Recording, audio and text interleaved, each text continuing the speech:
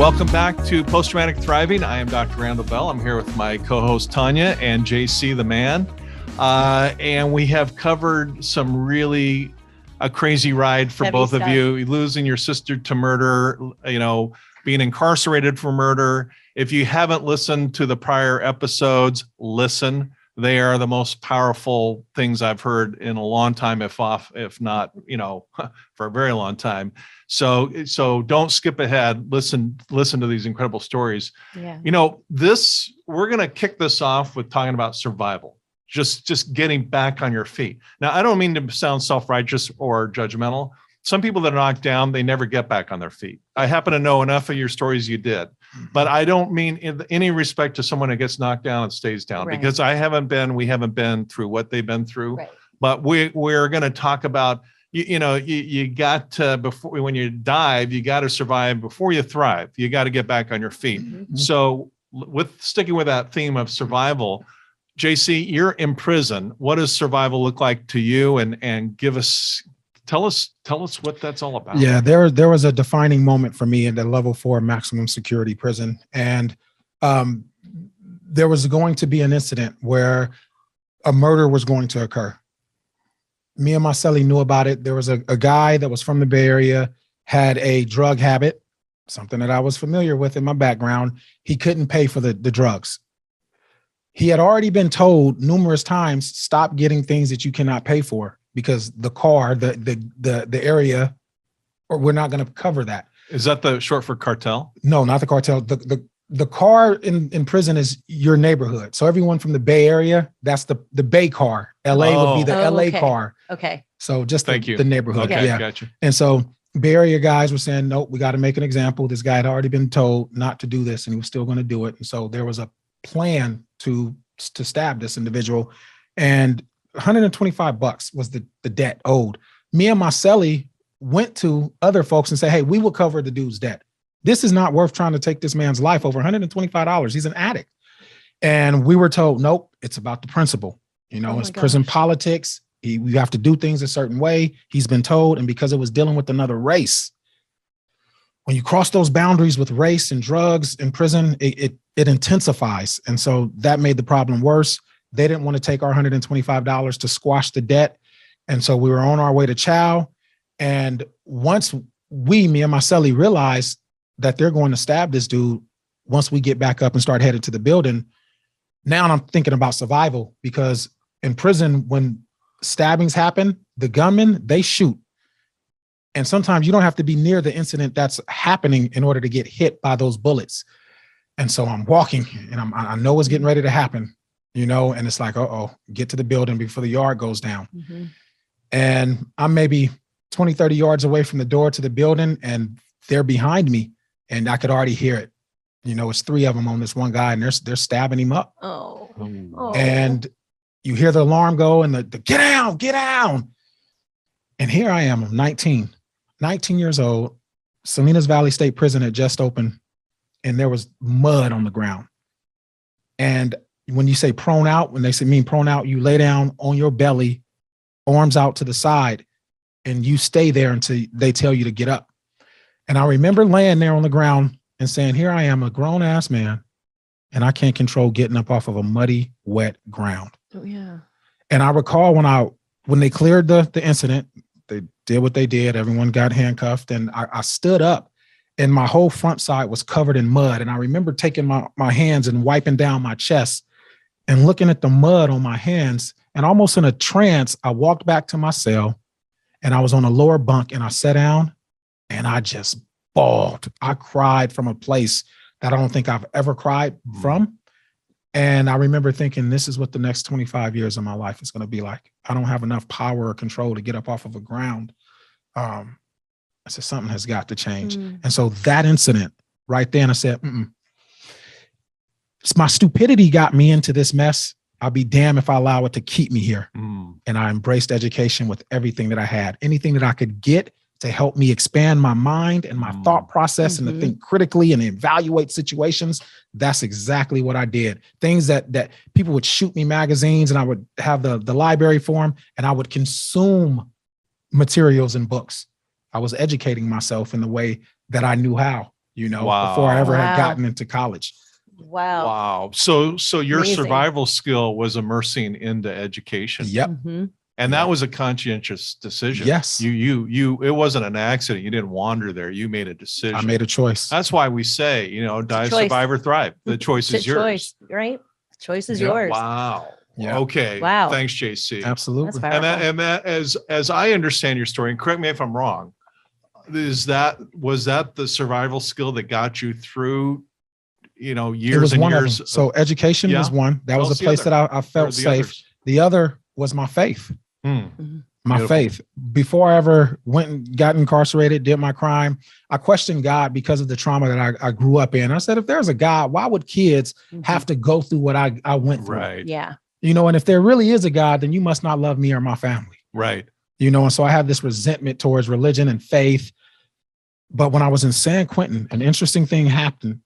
I went to the chapel in San Quintin once I got there, and this peace, it's hard for me to even describe it, but I'm sitting in the back pews and I'm listening to the message, and this peace fell over me, and I was where I was supposed to be at that moment in my life. And that was comforting because I knew that God, the way that I understood him, he had me. Mm-hmm. Mm. And everywhere I went, there's always a bird. I have this thing about birds Uh-huh. and birds in prison. And every day in San Quintin, there would be a bird that used to come right in front of my cell Oh my gosh. and sit right on the bar. And so when I was in the county jail, after I got sentenced, got the verdict, got sentenced, and I'm crying, I had this rosary around my neck, and I had snatched that off and threw it across the cell. And I look outside my window and I see these flock of birds. And through my tears, I said, man, God, if you're real, make these birds go away. And I look back over my shoulder and the birds just went. Kind of a I sign. believe in that. It's a total The sign. birds just left. Wow. And ever since then, every beautiful. prison that I went to, there's always been a bird that has always come. Really? Always. Wow. That's Always. amazing. So my faith and education was my two pillars. And did you think about this as a survival skill? I mean, did you think of that this is what's going to get me through the hell I'm going through? Absolutely. Wow. Absolutely. Okay. Yeah. Thanks, JC, for sharing that. Yeah. Those are really powerful It's principles. inspirational. Yeah. All right. Hopeful. So I'm going to ask Tanya, same question. You're home. The trial's over. Life's a lot different. You don't have your sister. She's not Mhm. coming back in this lifetime. What did your survival story look like? My survival story kind of came 10 years later. Well, let's go there. Yeah, it came 10 years later. We've talked about numerous times, either in our own conversations here or out, talking to, the community, where you've got to face your trauma as you're going through it, or you maybe not when you're going through it, but talk to somebody about this. Mhm. I didn't face my fear or my grief at all. I came from like World War II parents, pick up yourself by the bootstrap. Don't feel your feelings, paint the house, get a job at Starbucks, whatever you do, just don't feel, they never told me not to feel, but I was living life by example. They're German on top of it and World War II. So I thought, okay, this is life. This is the new normal. I'm just going to pick up and live life as is. This is the card these are the cards that I was dealt. I'm just going to live this deal out. And, well, it all caught up with me 10 years later. My wedding, I had a trigger, and it was a cancellation of my wedding. And triggers are huge because you don't know when they're going to show up. You don't know how they're going to show up. You don't know when they're going to show up. And my trigger happened in September, or actually October 9, 2004, and my wedding was canceled. But it was the exact trigger that I needed for me to finally face all the loss, not just Nicole, but all the losses that I had, gone through in high school and, with my friend Harissa and Troy, all my losses, whether it's, a physical loss or a loss of a job, a cat, abandonment, right? And it was almost like when I was, in high school, it was almost like, don't be my friend because I'm afraid that you'll die or go away. So all that stuff came up. And on October 9th, I literally snapped. I snapped in a big way. We had a family friend of ours over. He said something. I don't even know what it was. But but I got up. I'm 5'11", daddy's 5'7", mom's 5'5". I got up. Everybody, I guess, got up with me. And it was highly, highly volatile. It was not just dynamic. It was volatile. I got in my dad's face. I almost hit him, which you just don't do that to people, yet alone Lou Brown. I blame my mom and my dad for Nicole's murder. Don't even know where that came from. I left the living room, and Denise grabbed me by the shoulders, and she says, "You need coping skills." And I'm like, what the hell are those? Like, what does that even mean? But I mean, F-bombs were going off, it was very, very crazy. And when I say crazy, I mean crazy. And I just flailed her arms off of me, and I went to my bedroom, and I was on an anti-anxiety prescription Klonopin, and I poured the whole bottle of Klonopin in my left hand. And I always had my bottle of red wine handy along with my Klonopin. Wasn't taking my medication as prescribed. And as I was taking the pills to my mouth, my sister Dominique came in and said, "What the hell are you doing?" And I said, "Get me out of here before I hurt myself or someone around me."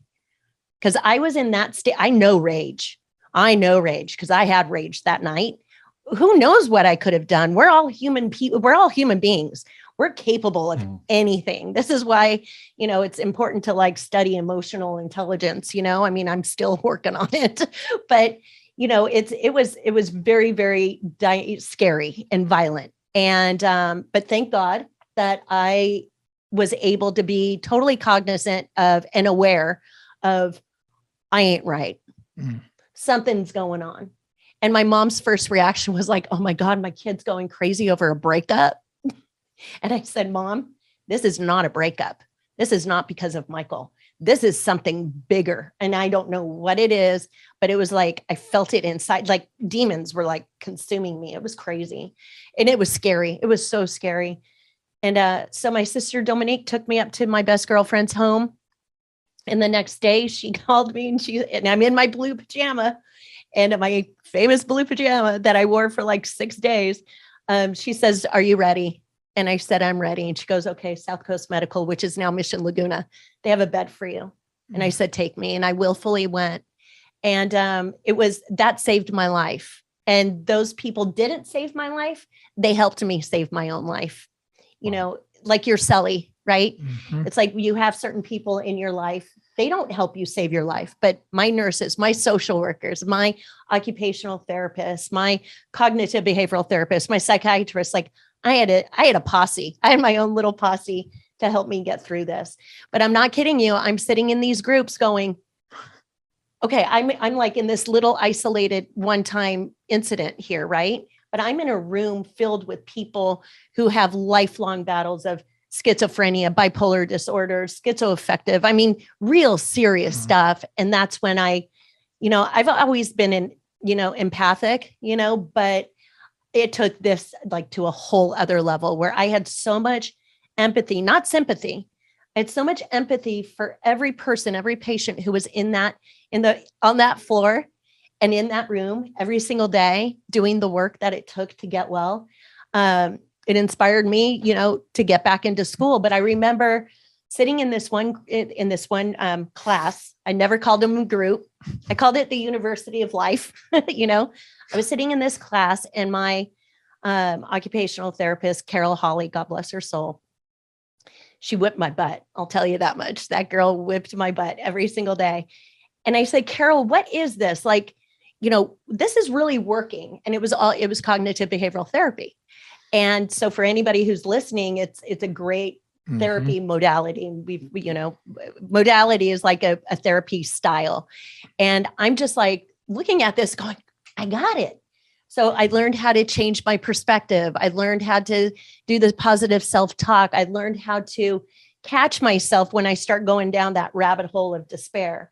So that really, really helped me. And then after my inpatient, it was highly suggested I go into an outpatient program where I was there for 2.5 months. So altogether, I was inpatient and outpatient for 3 months. But it was those classes that really, really helped me. Wow, that's really fascinating. I mean, here's how I'm kind of putting this together. JC, you identified two things: your faith and your education. That's what got you really through a horrific prison incarceration experience. Correct me if I'm wrong. No, It's there were two of the bigger ones, but what Yeah. Tanya's speaking to too with the groups and CBT, a lot of that for me as well too. Really Yeah, and the thing about post-traumatic thriving, we're gonna delve into all of these in different episodes. I'm gonna just tell you right now, JC, if you're willing, we're gonna have you back lots of time. If you're willing. I am willing. Yeah, you have it on you tape. have I am a willing. new home. A new home here. I want to ask you real quick, Tanya, to kind of cut to it. What if you want to name 2 or 3 just specific coping skills? JC mentioned faith and education. What were your 2 or 3? What, just name the 3. Just to tag on to what you said too, faith is the one thing also that got my family through this. We would at 3:00 in the morning show up at the dining room table all together and like read letters and, so faith. Yeah, that was one thing. You got to talk about it. You got to talk about it, whatever your it is, you've got to talk about it. I didn't feel pain. I didn't feel my grief. So whatever it is that you're going through, you got to talk about it. And then also, you got to nurture yourself. We live in a really crazy world. We're busy. There's things to do all the time. We've got to slow our brains down, not just our lifestyle, but our brains are like so on fire all the time. And that's where the anxiety and depression and hopelessness can easily creep into your life. So nurture yourself. That could be, take a walk, in the mountains, wherever you are, on the beach, play with your dog, go outside. So self-care, faith, Mm-hmm. which is a common denominator I'm seeing here. Yeah. And talk about it. And talking about it. In prison, you taught me this concept, JC. I'm sure you remember. In prison, what do you folks call talking about it? Oh, sitting in the fire? Yeah. Sitting in the fire. Sitting in the fire. Yeah. And that's one of the, in my book, where we talk about post-traumatic thriving, I want people to start healing right away. Yeah. I mean, not just, I don't want you to go to chapter 15 before you get it. And the 2 things I mentioned are, 1, sitting in the fire. You can never survive a trauma as a solo exercise. It doesn't happen. You guys both agree? Yes. Agree. Okay. We're all there's a trilogy of agreement here. So sitting in the fire. And also the other thing I learned really from you, JC, was grounding. You want to spend a second on grounding? Yeah, absolutely. So good. that's grounding for me is another self-care practice where, people, different faiths, different nationalities call it different things, but really grounding is simply getting in touch with your own body, your own sensations, and slowing things like Tanya said, just slowing your brain down along with the rest of your body. And so grounding, when you're talking about traumatic experiences, it's very easy for folks to detach from their emotions and to detach from their bodies.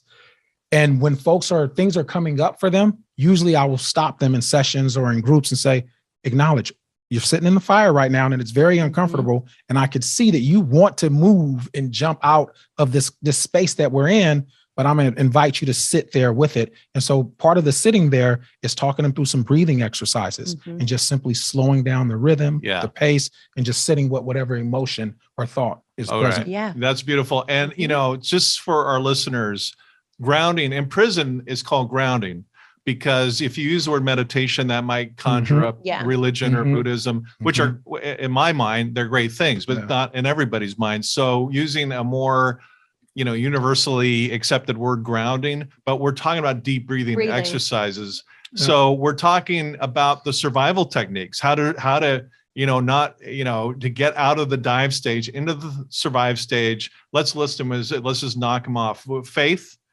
You both agreed on grounding exercises, deep breathing, education, talking about it, which is sitting in the fire, nurture yourself, self-care. We go, as I think about it, correct me if I'm wrong in your minds, you go from self-medication, the drugs, the workaholism, the any ism, drug addiction, all of that is self medication. Right. We want to transfer from self-medication to self-care, which I'm glad you brought up, Tanya. Yeah. So that's kind of the formula we see, kind of over and over again. I mean, we're kind of blitzing through some really powerful concepts. They're all simple. There's nothing, you don't have to build a space shuttle to do this stuff, but it's not necessarily easy to have the discipline to sit down deep breathing exercises every day, finding someone to have those ugly conversations. I mean, anyone can talk, but finding the right person to talk to and actually opening up about this ugly stuff, which has actually been modeled here, I think, brilliantly today. Instead of saying maybe talk about it, process it, because I was talking about stuff to my friends and all of that, but I think it's the process. Like talk about your problems, your anxiety, whatever it is that you're going through, but process it. Just don't talk about it. You're almost reliving the emotions. Yeah. And, and JC, I mean, I know it was a really uncomfortable moment in, a little while ago where, we're talking about, you got to take a break. You modeled self-care. If it's too much, take a break. Take a break. And I want to thank you for that. Yeah, absolutely. Yeah. I do want to add something really quick. Yeah, please. Randy, I think it's important because at least when working with incarcerated individuals, it's a struggle to be vulnerable. And so before we can start talking about, some of these coping skills and strategies, people have to have a willingness to open up and be vulnerable. And the fear in that is a lot of time there's judgment, there's concern, there's shame, there's guilt that comes up. But being vulnerable also is a door opening to freedom and peace. And so if people, Brene Brown talks about it all the time in her work, but we need to invite people to be vulnerable and create safe and brave spaces for people to do so. Beautiful. Yeah. All right. So I want to transition right now from we've talked about the baseline. Baseline's pre-trauma. We've talked about the incident, the triggers, the verdict in both your cases, the explosion. What's interesting about your story, Tanya, is it took 10 years to really hit rock bottom. I mean, you had the murder of your sister, which is horrific, but it wasn't like, okay, next day it's time to start back. No. You were, 10 years. The skill sets we're delivering on this podcast, I don't mean to put words in your mouth, but it could have taken you from 10 years maybe to more like, had you known these skills, it could have been a much shorter time. Do you agree? Absolutely. Yeah. That's why we're doing this thing, is to deliver these skills, which quite frankly, spoiler alert, I learned a lot of it from JC. JC's my man. Okay. One of the most brilliant guys on the planet. And this is where we're going to transition. We've talked about the crime. We've talked about the shock. We've talked about the dive stage. We've talked about some survival. And just for the podcast listeners, we're going to get into lots of self-care. Yeah. Okay. We're going to talk a lot about the techniques from lots of different people, not just JC's awesome. We're going to have JC back as much as we can get him, but we got, more people to bring to this party to really put some meat on the bones of this discussion. But now we're going to transition from not just survival. We'll come back and visit that in future episodes, but thriving. Yeah. Because I know you both have done some crazy things. Tanya, give us a couple riff for a minute or two about the thrive stage, what you're really proud about. And if you're not going to brag about yourself, I will, but I'm going to let you have a first shot and kind of talking about that moment where you realize, hey, I'm okay. In fact, not only that, I'm doing some cool things, because I know the work you've done and your sister have done have literally saved lives. It's got to be pretty satisfying to realize my life has purpose, because I went through this hellhole of an experience to inspire others. Yeah. And riff. For sure. Okay. So after the murder, Denise, everybody grieves differently. So my dad initially started the Nicole Brown Charitable Foundation to raise money for battered women's shelters. And then he started to retire, and then Denise came in and, she started to do her advocacy. And so we closed the foundation, I think probably about 10 or 12 years ago. I wasn't very active in it. I mean, we went to a couple of the fundraisers. Yeah.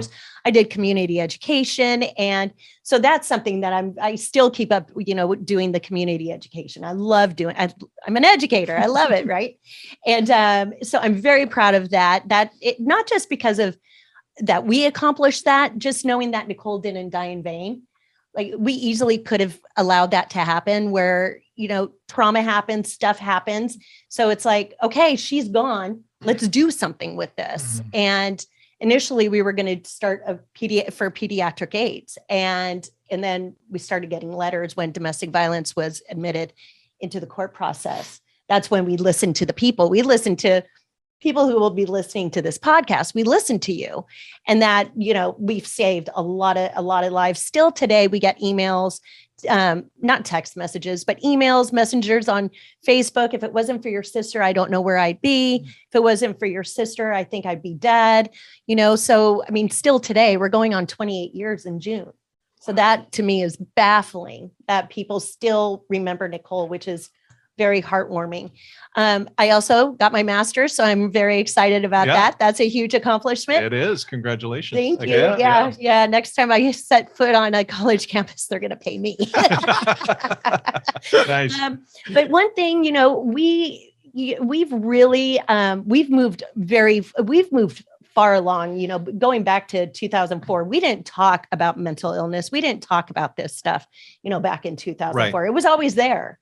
But then, but something happened in 2012. I wrote a book, Finding Peace Amid the Chaos, My Escape from Depression and Suicide, where I mentioned a lot of 12 tools that I learned when I was in the hospital.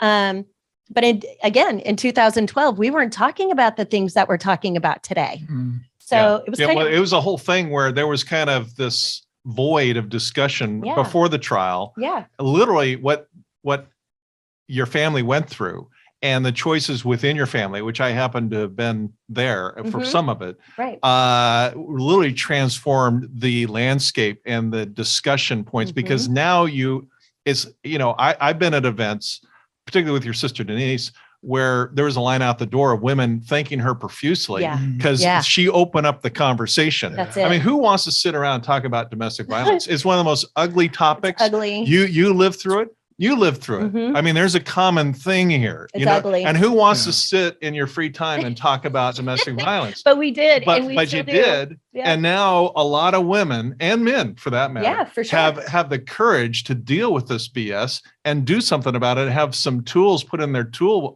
box to do something about it. And we can thank in large part the fact that your family have channeled energy into opening up that conversation. When I think of you and your thriving, it's tapping into that fuel of that tragedy and doing something really remarkable with it. Thank you. Yeah. Well, thank you.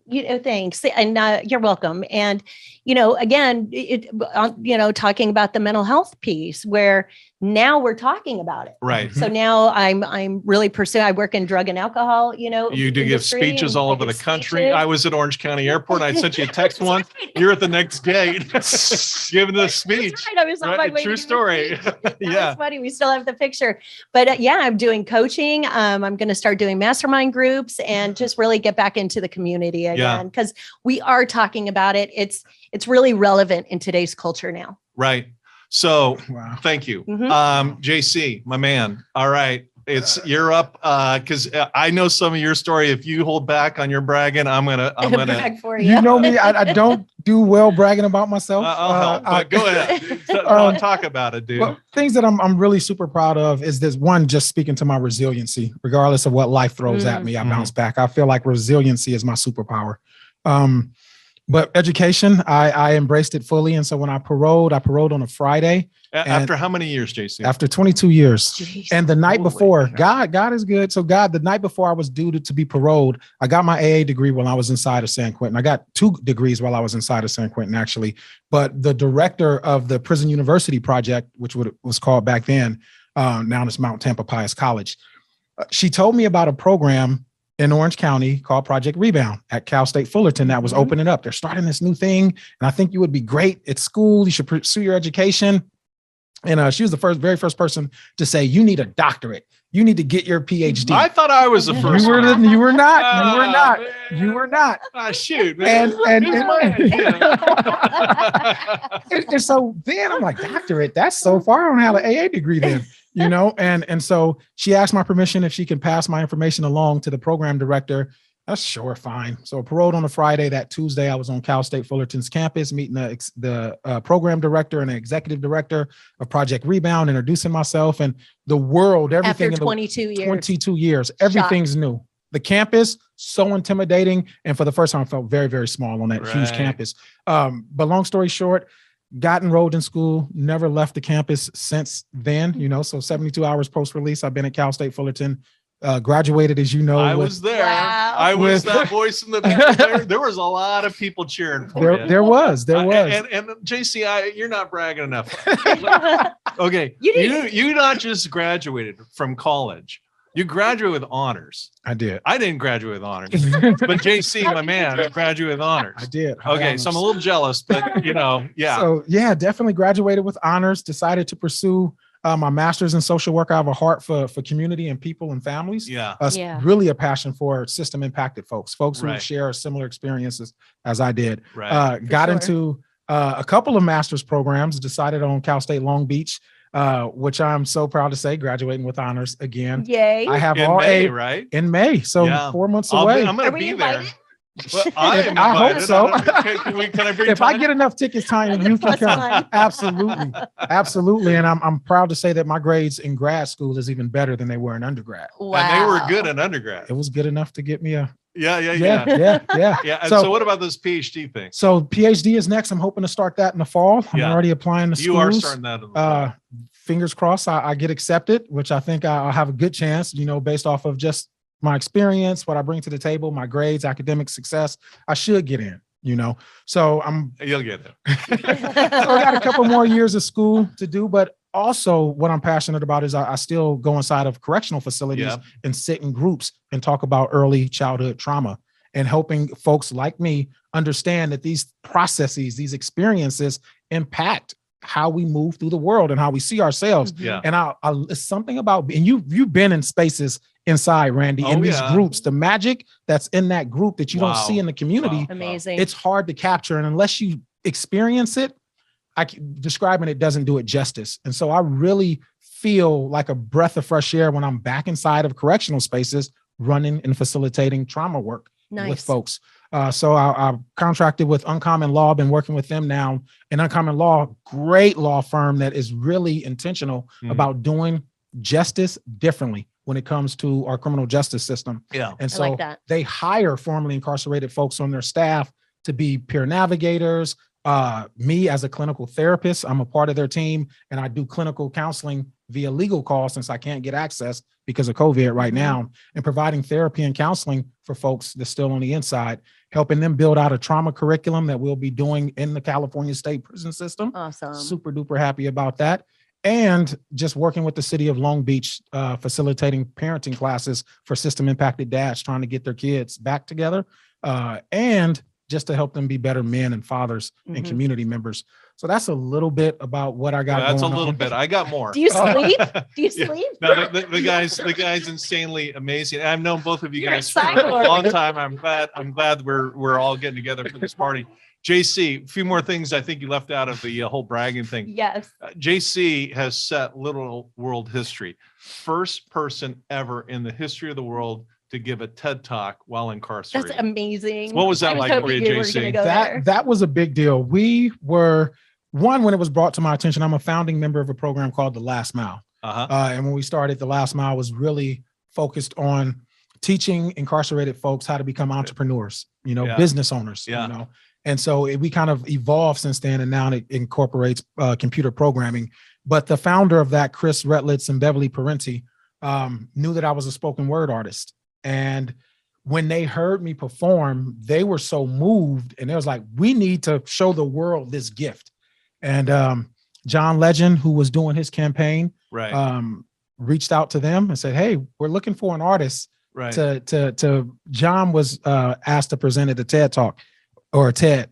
And Chris Retlitz said, I know exactly the artist for you. Wow. And he got in contact with me, say, hey, would you be interested in this? And, the prison, they fought tooth and nail.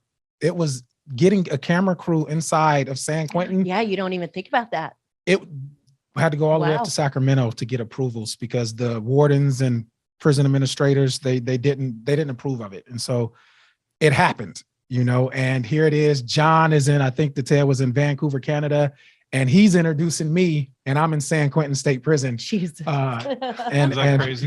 Crazy. it really is crazy. And I do my spoken word spiel, and it was the feedback that I got from it was amazing. The millions upon millions of people that have seen that Yeah. TED Talk is huge. It really is. And so a month or so ago, I've been I'm sorry. Well, I just want to pause right there, JC. Tell people exactly where to go to listen to your TED Talk. So if you just Google JC Cavitt and John Legend, it should pop right up.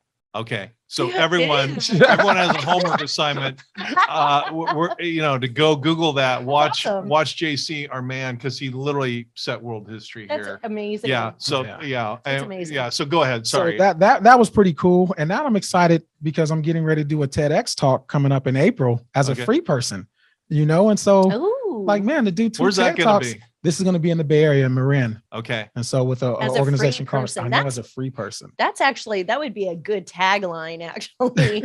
Yeah. Well, I want to be there if I can sneak in somehow. So JC, more bragging about you. You have a beautiful wife. You have a beautiful son. I do. And I happen to know your son's a beautiful son because he plays the guitar. Yes. Yes. Talk about your family. It's my rock. Oh. Yeah. I would not be where I am today, especially post-release, without my wife and my son. Having someone in your corner that knows your ugliness, knows your story, and still embraces you. Yeah. Like, she helped me get through some dark times, even while I was in. And now we've been together for 10 years. And so I can't thank my wife enough. She has been amazing. Amazing. She is amazing. She's she's super cool to hang out with. Both of you guys are blessed. All three of you. Yeah. That's awesome. I mean that, and when I talk to you, I get so wrapped up in business stuff. Full disclosure, JC comes into our firm here, and before COVID hit us, you're coming in pretty regularly, giving us some instruction, education. Speaking of education, executive education, we're all learning from you. I'm anxious now. This COVID, if you wait for COVID to be over, we're, waiting forever. We want to get back on that saddle because that's one thing I miss from the pre-COVID days. So you do executive education. Yes. You run the show with some big programs. I know at Cal State Fullerton and these other things you've mentioned. You've got a beautiful wife, beautiful son. You're graduating in May with honors, with a master's degree, and then you're headed off for a PhD. Yes. I know we were having breakfast or lunch or who knows what. And I said, Dr. JC sounds really good. It does. Yeah. It really does. So, I mean, just as Tanya and her family has inspired millions, I think I don't think you are inspiring millions. For sure. That's why I, as just kind of the, whatever I am here, facilitating this conversation. Yeah. And Tanya, have you ever done an interview like this ever before? You've been on Larry King and all kinds of networks and this and that. Have you ever sat down with somebody on the other end of the spectrum and had this conversation? Like this? Just a dialogue like this? Well, no. I'm talking about somebody who was murder and then convicted of murder. No. So we're making a little history here. Yeah, absolutely. What a great way to kick off a podcast. I love it. And I know the message that a lot of people are going to receive is compassion and empathy and forgiveness and letting go. And, I think what we have in this conversation right now is so beautiful and it's so wonderful that I really hope people understand the power of that, and no judgment at all. I think this has just been this has been a gift. You've been a gift to me. And I'm so grateful that I've had this opportunity to meet you, because this must have been really hard for you. I mean, It's hard for all of us. Yeah. It was hard, Yeah. but when I hear your story, it's so inspirational. It makes me want to go get my PhD. No, I'm kidding. But it's like, you're going to be moving mountains and making a huge change and a huge difference. I know you already are, but you're a remarkable human being. And I'm so proud of you that you didn't allow your life experience to hold you down. And there's this saying that I always, that I've said, don't make your life experiences your identity. Identify with them, but don't make it your identity. That's beautiful. It is. Thank you so much. And you've done that. And so I hope people really understand the power of this relationship, this dialogue that we've had today, because this was basically history, making history. I've never done this before. Yeah. And I mean, I think that not only is it history, but it's so beautiful because I think it's a good example of what the world needs today. We do. Because we have to be, there has to be a willingness to at least come to the table, Yeah. not with the intent to Hurt. criticize or hurt, Yeah. but to listen. And with love. open ears and even without the love yet, just Yeah. come with the willingness to listen Yeah. with an open heart, remove from judgment, bias, and let's have a conversation. That's it. That's Just beautiful. have a conversation. JC, you're the man of the hour. I'm going to give the last remaining time for you to just share whatever you want to share, but we're going to have you back.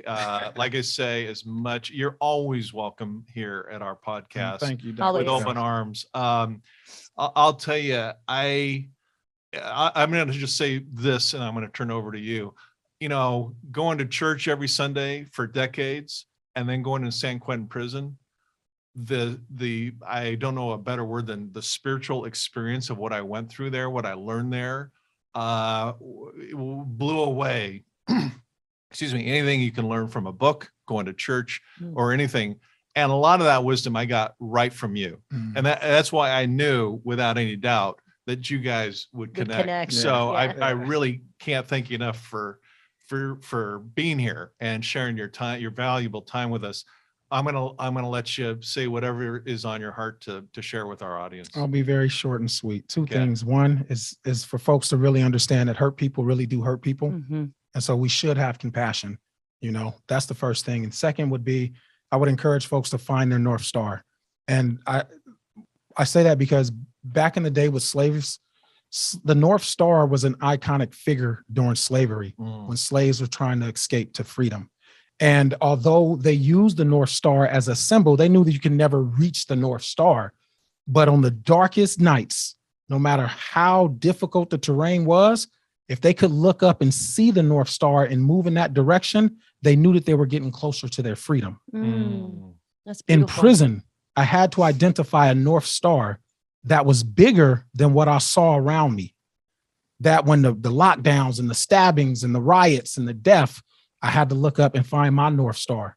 And that North Star for me was my wife and my son. Oh, shout And out so to your beautiful wife. That those times where I had to bite my tongue and keep my hands in my pocket when I really wanted to ball my fist up, my North Star was bigger than that.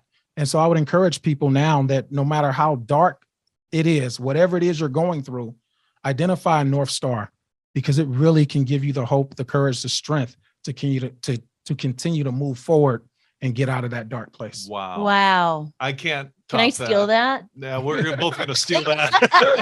I'm going to go. Seriously. Okay, where's my North Star? Always give you some credit there, JC. I can't top that. Thank you, man. Your Seriously, words are man. beautiful. Absolutely. All right. Post-traumatic thriving. We talk about the skills to dive, survive, or thrive. The choice is yours. See you next time. That's right. Thanks for supporting our podcast. Be sure to like, share, and subscribe, and follow us on your favorite social media. For books, merchandise, or to donate, visit CoreIQ.com. Post-Traumatic Thriving is produced by CoreIQ, a nonprofit with a mission to teach the life skills we all need but are not taught in school.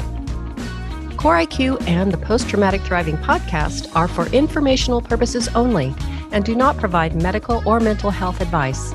Always consult with your licensed medical and mental health care providers.